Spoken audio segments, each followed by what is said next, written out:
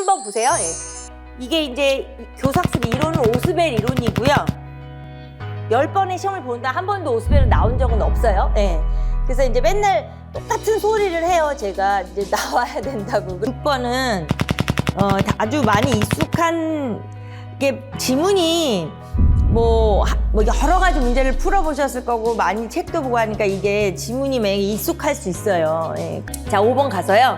스캠프도 앞에서 했었고요. 그래서 앞에서 우리가 했다고 치면 그 부분에 대한 이론이 이제 아까 제가 말한 것처럼 까먹죠. 누구나 까먹으니까 완벽하진 않아도 낯설진 않아야 돼요. 예, 스캠프가 나왔을 때 A형에 이제 기입형 5개인데 그게 양이 좀 차이가 있죠. 기역, 니은, 디귿, 리을, 미음에 막 투투랑 1호를 막 섞어놨죠. 예. 그다음에 4번 가서 이거는 이제 혹시 익숙한 사람은 요 과제가 2009학년도에 2차 시험 볼 때 문제일 거예요. 논술형으로 나오는 거에 그거 똑같이 이 그림 모양은 인용을 했어요. B형 1번 보세요. 그러면 더 중요한 거는 1호 계정의 영역을 5가지를 정확히 나는 알고 있다 하면 괜찮아요. 그러면 솔직히 이 문제를 낸 의도가 뭐였냐면 5번 문제 이제 넘어가서 지금 뭐 가끔씩 이제 제가 이렇게 같이 낀 거 내죠. 1호랑 투투를. 근데 뭐 정답은 없어요. 기존에 공구 계정 07에서 09 올 때, 09에서 07 올 때, 자 1번에 A형 1번에 그 제일 중요한 게 이제 위에 제목 있잖아요. 함수의 개념 발달이랑 뭐 그 안에서의 인식문적 장애 이건데 5번으로 가서 여기다가 이제 막 2개를 같이 넣어놨는데 그러니까는 많죠. 쓸게. 근데 이렇게 연습을 해야 더 실전에서도 늘 굵직한 거 2개를 묶고 막 또 쓰라고 하니까.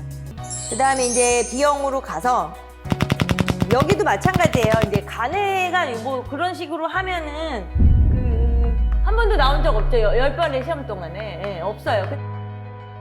자, 그러면 이제 여기도 EIS가 이제 있고요. 브루너에. 그 다음에 이제 여기서는 교구, 그러니까 공학적 도구라기보다 이제 교구인데 뭐 같은 의미로 많이 나오죠. 예. 그러니까 4번도 마찬가지로 저번 시험에서 수학적 모델링이 딱 나왔죠. 예. 근데 하지만 이 모델링으로 4단계 쓰라고 한 건 나온 적은 없어요. 기입형으로 모델링이라는 게 계속 나오고 그 다음에 수학적 모델링을 서술하는 게 나왔고 그쵸? 예. 1번 문제 그 해설지 보시면 항상 그 위에 짙은 제목이 있죠. 그러니까 이게 지금 이제 큰 영역의 문제 해결론 안에서 기입형인데 제가 수학적 모델링이랑 문제 제기를 낸 거예요. 그쵸? 그 다음에 5번 마지막 5번 보시면 이건 이제 수학화를 쓰라고 하는데 너무 친절하게 여기다가 수직적 수평적 다 제가 말해놨죠. 해놓고 4번도 마찬가지로 저번 시험에서 수학적 모델링이 딱 나왔죠. 예. 근데 하지만 이 모델링으로 4단계 쓰라고 한 건 나온 적은 없어요. 기입형으로 모델링이라는 게 계속 나오고 그 다음에 수학적 모델링을 서술하는 게 나왔고 그쵸? 예. 자, 시작하겠습니다. 자, 지금부터 24학년도 이제 임용고시 1차 기출 문제를 이제 한번 이제 살펴보도록 할 거예요. 자, 이제 이 영상을 보시는 선생님들 중에서 이제 시험을 봐서 이제 답을 맞추고 싶은 선생님도 계시고, 그 다음에 이제 새로 공부를 이제 올해 시험을 아직 보지 않았지만 내가 이제 요걸 가지고 방향을 설정하거나 이제 요렇게 보시는 선생님들이 계실 거예요. 자, 뭐 어찌 됐든 간에 이 영상을 보시면서 우리가 가장 이제 초점을 맞춰야 될 부분이 어떤 영역이 출제가 되면서 그것의 답을 이제 저렇게 작성을 하는구나. 여기에 좀 포인트를 맞추세요. 왜냐면 이게 수학 교육론 자체가 우리가 뭐 무슨 이제 막 고뇌하고 막 너무 어려워하는 것보다는 이제 정해진 이론들이 있지만 사실은 우리나라, 그쵸? 이제 교육 안에서, 교수 학습 상황 안에서 이제 그것을 적용하는 걸 쓰다 보니까 짧은 시간에 그렇게 좀 이렇게 제대로 된 답안을 작성하려면 참 이제 압박이 많아요. 그래서 요번에 이제 요 해설을 보실 때 포인트는 이제 요렇게 작성을 해야 하는구나. 여기에 좀 이제 집중을 하셨으면 좋겠어서 이제 말씀을 드리고요. 왜냐면 답을 약간 답안을 쓰신 걸 확인하든 이거는 이제 그냥 답안지가 이제 그 지면으로도 충분히 확인이 되잖아요. 근데 이제 저랑 같이 이제 보면서 하는 이유가 뭐냐면 요렇게 답안의 구조화가 만들어져야만 된다. 이제 이걸 말씀드리는 거예요. 그래서 그걸 염두에 두시고, 자, 일단 요거 시작하기 전에 앞에 영상이 하나, 한 3, 4분짜리 영상이 돌아갔었죠? 예. 이제 그 부분은, 그 부분도 사실, 뭐 영상이 이렇게 막 돌아가 할 수는 있지만 중요한 부분이긴 해요. 왜냐면, 저와 같이 많은 선생님들이 공부를 해서, 정말 이렇게 공부한 데서 그대로 또 나왔고, 그냥 정말 연습한 대로 시험장에 가서 썼다. 이런 부분에 대한 이제 우리가 조금 어느 정도 확인을 좀 해보는 차원에서 영상이 돌아갔거든요. 그래서 그 영상은 지금 이제 우리가 보게 되는 문제 위에도 그 기출됐던 영상으로 이렇게 같이 되는 부분을 영상으로 보여드린 거예요. 그래서 조금 이따 같이 다시 이야기를 하고요. 그 다음에 마지막으로 이제 문제가 아직 나오진 않았는데 마지막으로 이제 조금 이따 말씀드리겠지만 그 문제 파일이 있잖아요. 그럼 문제 파일을 보셔도 되고 여기 이제 문제가 워낙 기니까 그거를 찢으려니까 페이지가 달라지면 더 집중이 안 돼서 문제를 한 페이지에 넣으려고 사진으로 그냥 딱 넣어놓은 거니까 그 화면에서 문제가 안 보이는 거에 너무 답답해하지 마시고 이제 지면으로 보셔도 될 것 같고 그 다음에 이제 아까 말씀드린 것처럼 요 정도 이 영상을 보실 때는 이제 문제는 이미 다 한 번씩 보셨던 선생님도 많이 계시긴 계세요, 그죠? 그래서 일단 그렇게 몇 가지 당부를 드리고 이제 한번 볼게요. 그러면 지금 제가 넘기는 화면은 여기 처음에 이 맨 위에 꼭대기를 한번 보시면 14학년도부터 이제 24학년도까지의 우리 그 문제를 쫙 정리해 놓은 거예요. 그래서 크게 보면은 이제 교육 과정, 그 다음에 우리가 열심히 배우는 그 교육 과정하고요. 그 다음에 열심히 배웠던 교수학습 이론이잖아요. 예. 그리고 이제 교과 내용. 제가 이렇게 왜 동글뱅이를 치냐면요. 그게 이제 가장 큰 빅3예요. 이제 그 영역 안에서 언제나 출제가 돼서 그렇게 나눌 수가 있거든요. 그래서 이제 14학년도부터 쭉 하는 거 이제 각자 좀 확인을 해 보시고, 우리가 지금 24학년도니까 한번 볼게요. 쭉 넘어가서, 자, 여기에요. 자, 우리가 지금 24학년도에도 마찬가지로 아까 빅3 말씀드렸던 것처럼 지금 여기 교육과정 안에서 요렇게 보이시죠? 그러니까는 뭐 아무리 강조해도 지나치지 않는 거죠. 그리고 이제 올해가 올해 우리가 지금이 23년이지만 24년이 돼서도 24년도요. 24년도가 돼도 우리가 이제 개정은 됐지만 아직 이제 중학교 1, 고1이 교과서나 이런 것들은 다음부터 되니까 지금 이제 초등학교 시작을 하는 거거든요. 그래서 교과 내용보다는 이제 개정이 된 방향. 그래서 여기 보시는 것처럼 교과 역량이라든가, 그쵸? 그 다음에 이제 변화 내용, 그것도 중학교의 변화 내용, 이렇게 출제가 된 거죠. 그거 이제 문제 보시면 되니까. 자, 그 다음에 두 번째가 이제 보세요. 여기 보시면 오수벨이 그렇게 이제 나온다 했는데, 예, 나왔어요. 예, 올해 이제 11번째 처음으로 나왔어요. 예. 그래서 우리가 정말 모의고사에서도 항상, 물론 다 공부는 하지만, 그래도 이제 꼭 집어가지고 이렇게 한 그 마지막 그것이 나와서 너무 반가웠고요. 그 다음에 이제 형식부력의 원리. 그쵸? 형식부력의 원리는 뭐 사실 그건 그래요. 수교를 할 때 우리가 뭐 형식부력의 원리가 출제됐다는 게 뭐 신기한 일은 아니야. 이건 너무 당연한 거야. 이건 맞긴 맞아요. 예. 그래서 제가 아까 말씀드린 게 그 과정, 쓰는 순서, 배열 이게 제일 중요하다는 거예요. 지금 이제 또 같이 볼게요. 그러면 평가하는 데 있어서 항상 우리가 기존에도 출제를 되는 게 이제 기준표를 주면서 채점을 하라 그러죠. 그래서 뭐 거기에 근거해서 1점, 2점 뭐 이렇게 채점을 한단 말이죠. 그러면 이것도 마찬가지예요. 너무나 우리하고 익숙해요. 그죠? 그리고 개념 이미지, 개념 정의, 개인화와 탈개인화.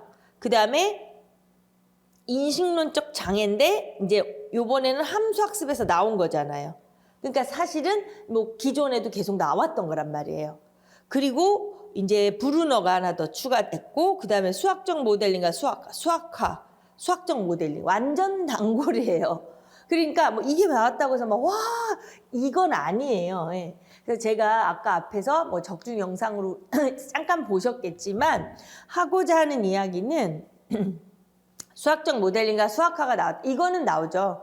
아니면 이제 참고적으로 아까 한 번만 갔다 올게요. 예를 들어 여기 또 여기 계속해서 이렇게 보면 지금 올해 나왔던 그 반복된 문제들이요 계속 반복돼요. 그러니까 그렇게 생각할 수는 없고요. 그게 나오는데 예를 들어 모델링에서 수학에서 무엇을 써야 하는지 어떠한 걸 어떻게 작성해야 하는지 이것을 연습을 하고 간 사람하고 그냥 전체적인 이론을 잘 공부만 하고 간 사람하고는 달라요. 그죠? 예, 아까 말했듯이 짧은 시간 안에 답을 쓰는 거라 되게 압박이 많거든요. 자, 일단 그래서 지금 이걸 보면서 지금 뭐지? 이렇게 생각하시는 분 우리에게 너무나 익숙한 것들 그걸 보면서 시험 보신 선생님들은 아 맞아 내가 저렇게 공부를 하고 왔더니 해서 이렇게 잘 좀 확인하시면 되고 앞으로 공부 방향을 설정할 선생님들은 되게 걱정스럽진 않죠. 네, 걱정스럽진 않다고 생각이 들거든요. 그리고 이제 교과 내용도 중학교 1학년 그죠? 이제 음수의 그러니까 중학교 1학년 수죠, 수연산이고 그다음에 이제 고등학교 안에서의 이제 지수로그 방정식, 그다음에 이제 함수의 연속, 그죠? 그다음에 중학교 1학년의 부피, 입체도형의 부피, 그죠? 예. 자, 그러니까 이 자체가 고등학교에 뭐 도형 부피 최대 뭐 이런 식으로 사실은 마지막에 이제 모델링하고 연결이 된 건데 지금 이거 보면 약간의 특징은 올해의 24학년도의 문제 안에서의 1차 시험 안에서의 지문에서는 중학교 1학년 거하고 고등학교 할 때 약간 좀 고등학교 게 많아 보이긴 해요. 예. 그런데 우리가 이제 1차 영역에서 공부하는 게 기본적으로 중학교 거 고1 그다음에 수 1, 2를 다 열심히 공부를 하기 때문에 벗어나지 않는 선이니까 그거는 뭐 걱정은 없었어요. 예. 자, 그래서 이렇게 기출 문제가 됐고 제가 아까 말씀드렸던 것처럼 뭐 새로 우리가 방향을 설정할 땐 걱정 안 되고 뭐 이제 확인하시는 선생님도 이제 아 그렇구나 이렇게 좀 안도를 하시고 자 그러면서 2차 문제 영역도 쫙 정리를 해놨어요. 물론 이건 1차 해설이긴 하지만 2차 문제도 이제 어차피 1차의 교과 내용에 연결이 되니까 그렇게 확인을 하시고요. 자, 그럼 문제를 한번 볼게요. 자, 그래서 아까 말했듯이 지금 보시는 빨간 글씨가 이제 우리 모의고사 하고 완전히 매치가 되는 문제예요. 그래서 아까 그 적중이랑 나온 거니까 제가 이제 지금 굳이 뭐 이거 몇 번 이런 말은 안 할게요. 그냥 그걸로만 보시고요. 지금은 제가 말씀드렸던 것처럼 어떤 영역이 출제가 요렇게 됐구나를 볼게요. 자, 1번 오수벨이었었어요. 자, 이거 이제 A형의 1번, B형의 1번은 기입형으로 해서 2점이 나오잖아요. 그래서 각각 1점씩 되는데 지금 이거 우리가 지금 이론 공부를 하는 건 아니까 그렇게는 안 하고요. 가의 답과 나의 통합 이제 원리. 그러니까 우리가 이걸 공부를 했을 때 이걸 못 쓰진 않아요, 그렇죠? 그러니까 되려 더 이번에는 이게 되게 반가웠을 수도 있어요. 왜냐하면 모든 시험이 그런 것처럼 첫 번째 대문 문제가 좀 편안하게 이렇게 넘어가야 그 다음이 되는데 갑자기 처음에 약간 갸우뚱을 하면 그 다음부터 좀 힘들어지잖아요. 그래서 1번 대문 문제로 이제 모두의 안정감을 만들어줄 수 있는 문제가 아니었나 싶으면서 이것을 강조했고 그래서 뭐 이건 문제가 없어요. 그러니까 이렇게 정확히 쓰시면 된다. 이 얘기예요. 이런 문제는 그래서 한 30초? 1분 안에 충분히 해결이 되는 거예요. 빨리 해결해야 되건 해결을 해야 되거든요. 자, 두 번째를 볼게요. A형이 5번이 되죠. 자, 여기서는 이제 아까 형식부력의 원리가 있었잖아요. 근데 이제 여기서 우리가 이제 한 14학년부터 이런 형태를 보다가 뭐 14학년, 15학년, 16학년 약간 문항 배점이라는 게 살짝 바뀌고 그다음에 또 논술형까지 10점짜리를 하나 보다가 이제 그것까지도 바뀌면서 이렇게 자리를 잡았잖아요, 틀을. 그렇게 A형의 3문제, B형의 4문제에서 수교가 7문제로 틀을 딱 잡아버렸는데 기입형 2개, 서술형 4점짜리 5개로 틀을 잡았는데 틀을 잡는 대신에 우리에게 힘든 건 여기 한번 갔다 올게요. 지금 보시는 것처럼 우리에게 힘든 건 기억에 들어갈 이게 여기 너무 지저분해지면 안 되니까 체크만 할게요. 기억에 들어갈 나눗셈을 쓰시오. 그 다음에 두 번째가 기하적 대수 형식 부력의 원리를 어떻게 쓰시오. 두 번째죠. 그 다음에 이제 니은에서 가장 두드러지는 이제 수학 교과 역량 투투 개정 기준으로 쓰시오. 이거죠. 그러니까 이렇게 바빠요. 예. 바쁘다는 얘기를 하는 건데 뒤는 또 더해요. 그러면 다시 이제 가서 볼게요. 처음에 시험을 볼 때 항상 이렇게 문제를 봐요. 지금처럼 체크를 하죠. 구할 걸. 그러면 지문에 가서 지금 여기 크게 표시를 할게요. 여기 식을 넣어야 되는 거잖아요. 그죠? 표시를 하고 그 다음에 니은을 지금 제가 표시했어요. 이제 시험 때도 이렇게 하시는 거예요. 예, 이렇게 표시를 하면서 아 그래? 그러면서 이제 다시 한번 지문을 여러 번 읽을 시간은 전혀 없어요. 예, 그래서 이렇게 해놓고 문제를 봐서 구할 걸 체크해서 다시 와서 보는 거예요. 물론 니은 같은 경우는 보는 순간 알아요. 연결이라고 쓸 수 있는 걸 알죠. 예. 그런데 너무 또 그렇게 막 답이 아는 게 나온다고 흥분하고 이러면 안 돼서 가서 이제 예를 들어서 이제 시험을 보는 상황이라서 이제 여기서 잘 읽겠죠. 잘 읽으면서 이 문제에서 답을 우리가 뭘 해야 된다는 걸 알잖아요. 뭘 해야 되는 거예요. 그렇죠. 아까 가장 중요한 건 수업 장면과 연관을 지어서 기하대수 형식불의 원리를 설명해야 돼요. 그러니까 그걸 염두에 두고 읽는 거예요. 근데 우리 대부분이 지문을 한번 쫙 읽고 문제를 봐요. 그럼 또 다시 와서 또 읽어요. 그러면 안 돼요. 예, 그래서 지금 일단 그래서 이제 읽은 거잖아요. 시험을 봤을 때. 그래서 이제 읽으면서 여기서 나눗셈 식을 채우고, 그죠? 굳이 지울 게 아니었는데 여기서 나눗셈 식을 채우고 이걸 보면서 아 연결이구나 이렇게 쓴다는 거죠. 그래 놓고 사실은 서술은 한찬히 해야죠. 예. 그러면 읽으면서 이제 요 답으로 가서 볼게요. 그러면 이제 뭐 기억에 들어갈 거나 니은에 들어갈 거나 이렇게 해서 맞춰서 쓰면 되는 거니까 뭐 문제 없잖아요. 그래서 이제 쓴 거고요. 그 다음에 이제 여기를 말하는 거죠. 우리가 말하는 게 여기예요. 그쵸. 예. 자, 구조를 볼게요. 답안의 구조화를 위해서 구조를 볼게요.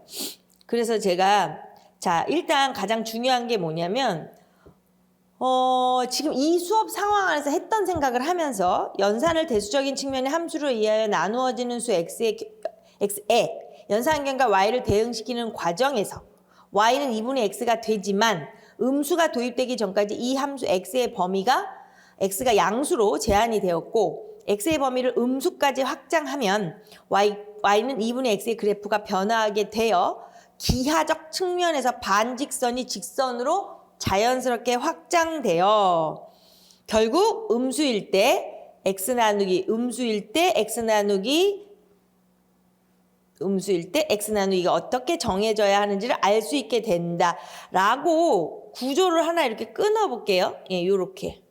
그러니까 이게 양이 좀 많아 보이는데 그렇지도 않아요. 답안에다 넣어보면. 그런데 양적인 거는 뭐 크게 연연하지 마시고 그 구조가 딱 맞으면 내가 약간 말은 좀 차이가 있겠죠. 그러니까 앞부분에 무슨 설명을 했느냐 이거예요. 앞부분에 예, 아까 말한 것처럼 수업 장면을 요약한 거예요. 여기서 수업 장면 안에서 이루어진 걸 설명하려잖아요.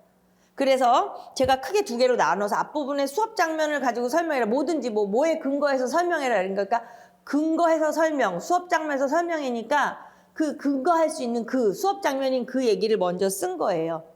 그러니까 이제 그렇다. 이렇게 하지 않았냐. 수업도. 그러니까 정말 쉽게 설명하면 아야 수업도 이렇게 하지 않았냐.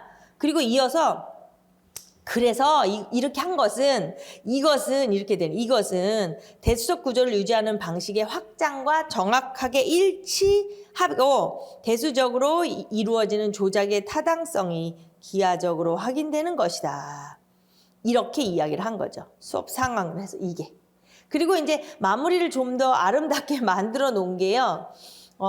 이제 수학적 사고 발달 이면에 놓여 있는, 그쵸? 우리가 수학적으로 사고하는 발달 이면에 놓여 있는 형식 부력의 원리는 대수적 사고에만 국한된 게 아니라 결과적으로 나눗셈 지도에서도 중요한 의미를 경험하게 된다. 이렇게까지 이제 아름답게 만들어 놓은 거죠. 그쵸? 예. 자, 그래서 제가 아까 말씀드린 것처럼 같은 형식 부력의 원리를 공부했다고 해서 이와 같은 답을 똑같이 쓸 수 있는 게 아니라는 거죠.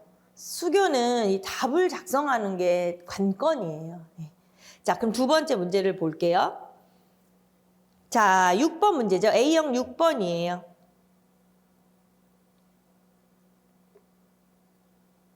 자, 지금 보는 것처럼 6번에 이제 평가예요. 그럼 우리가 이제 아까 제가 한 것처럼 다시 한번 여기 와서 볼게요. 기억 니은에 들어갈 점수 벌써 쓰래요. 그다음에 니은에 들어갈 점수를 부여한 이유를 쓰래요. 근데 이제 채점 기준표 B에 근거해서 쓰래요. 그다음에 과제 2의 답도 적으래요. 그다음에 이제 그 답을 적은 이유를 써야 되겠죠. 그쵸? 네, 그럼 결과적으로 지금 할 일이 뭐 점수 넣어야지 뭐 많아요. 그죠? 그러니까 일단 우선 이제 그렇게 체크를 하고 시험 때 보겠죠. 볼게요. 자, 여기서 이제 문제가 여기 주어져 있어요. 그죠? 근데 이제 이 문제가 아까 얘기했지만 이제 로그 방정식이에요. 그죠? 예, 그거고 여기 답안이 있죠. 이 답안을 보고 이제 채점을 해야 되는 거죠. 그러면 이제 기억 A에 의한 채점표와 B에 의한 채점표 이렇게 돼요. 그래서 이제 총체적 분석적 채점이 나온 거예요. 그래서 먼저 이걸 보고 이제 채점을 해야겠구나 이런 생각을 하고 과제 2에 가서 과제 2에 대한 답을 적으라 그랬는데 과제 2는 또 뭐냐면 이제 B에 의해서 채점하는 이제 장점을 써라 이 소리예요. 자, 그러니까 이제 할 거는 다 정했어요. 그럼 이제 다시 가서 조금 면밀하게 그 문제 과제 1에 관련 지수, 로그 방정식 그거를 이제 학생이 해결하는 예시 답안을 보겠죠. 자, 그래서 이제 이걸 보면은 누가 봐도 둘 다 이제 여기 채점 기준표 A에서 보면 이제 여기 2점을 줘요. 과정에서 은근히 합리적으로 가다가 결국은 중요한 실수를 하면서 답을 못 낸 거예요. 그러니까 그게 단순한 산수가 아니라는 거죠. 그래서 2점이고 채점 기준표 B에 의해서도 마찬가지로 2점인데 이거는 이제 뭐 때문에 이렇게 써야 하잖아요. 이제 그걸 서술을 하는 거죠. 됐죠? 예. 그래서 넘어가 볼게요. 여기서 기억에 들어갈 각각의 점수 이제 다 누구나 쓸 수 있을 거예요. 그래서 우리가 할 일이 막 하나, 둘, 셋, 네 가지가 많지만 또 역으로 생각하면 약간 부분 점수들을 받을 수 있기 때문에 또 그러한 장점도 있어요. 자, 그래서 지금 니은에 들어갈 점수를 부여한 이유. 자, 볼게요. 거기에 이제 채점 영역 요소가 이해가 있잖아요. 예. 그리고 문제 해결이 있었어요. 그래서 문제 해결 안에서도 첫 번째가 있고요. 해결의 첫 번째. 그리고 문제 해결 영역의 두 번째. 이렇게 있어요. 예. 그러니까 잠깐만 갔다 올게요. 여기 한번 볼게요. 문제 이해가 있었죠? 예. 그 다음에 해결해서 동글뱅이 2개 보이시죠? 예. 그리고 이제 답을 구해느냐 이거죠. 됐죠? 예. 다시 갈게요. 자, 그래서 첫 번째 이제 원하는 그 앞에 있는 것처럼 방정식을 사용을 해서 1점을 줄 수 있어요. 그리고 두 번째 이제 이런 방정식을 제시했기 때문에 또 1점도 줘요.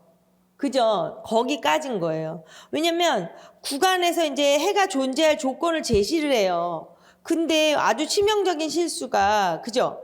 완전히 뭐 부등식이 잘못 풀어버리니까 안 되는 거죠. 그 바람에 이제 바르게 구하지 못하고, 그 다음에 또 그러다 보니까 n도 틀리게 돼서. 그죠? 그래서 문제 해결 영역의 두 번째 1점과 답 구하기에 1점, 2점을 얻지 못해서 2점이 되는 요런 거니까 요거는 뭐 어렵진 않아요. 사실은. 그죠? 쓰는 과정이 어렵지 않아요. 그냥 순차적으로 쓰면 돼요. 요렇게 채점을 했다. 요렇게.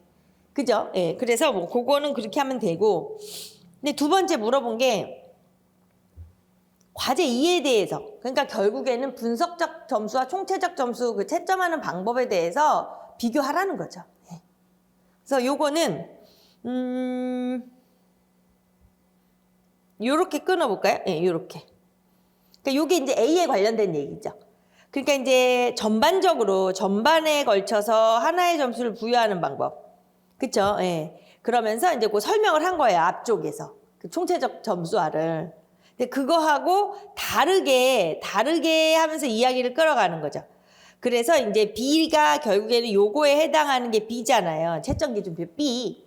그래서 이제 여기서는 문제 이해 단계, 해결 단계, 답 구하기 단계 세 가지 영역으로 나누어서 각 영역에다가 또 아까 2개 넣고 이렇게 점수를 세분화시켰잖아요. 이제 그걸 설명한 거예요.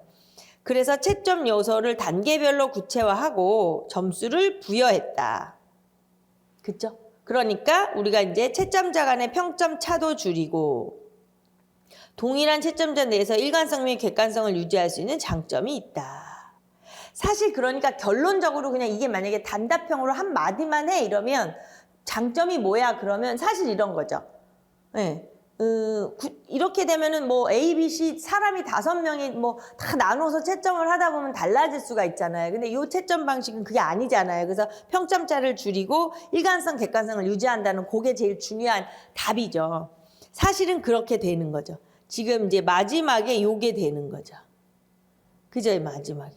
여기 이제 좀 지저분해 보여도 그냥 하이라이트 하느라 요게 제일 중요한 거죠. 그리고 그 위에는 이제 구조가 제가 아까 답안을 쓸 때 어느 정도 짧게라도 총체적 점수 A하고 약간 비교를 하면서 두 번째 B에 대한 방법을 설명하면서 장점을 쓴 거예요. 그러니까 이제 장점만 위주로 쓰면서 약간의 서술을 했으면 많은 점수를 받으셨을 거예요. 근데 이 답안의 구조가 A에 대한 설명하고 B에 대해 서로 비교하는 식으로 하면서 B에 대해 설명을 하면서 바로 장점으로 넘어갔다. 이렇게 작성을 해야 된다는 거죠. 그죠? 예. 그래서 여기 이제 질문하는 게 참 많죠. 막 점수 이게 별게 아니더라도 아까 이렇게 막 기억이 점수 넣고 니은이 점수 넣고 막 이렇게 하려면 바빠요. 짧은 시간에 압박이 많아요. 자, 그래서 여기까지 해서 지금 A형의 기평 1번, 지금 5번, 6번 이렇게 살펴봤어요.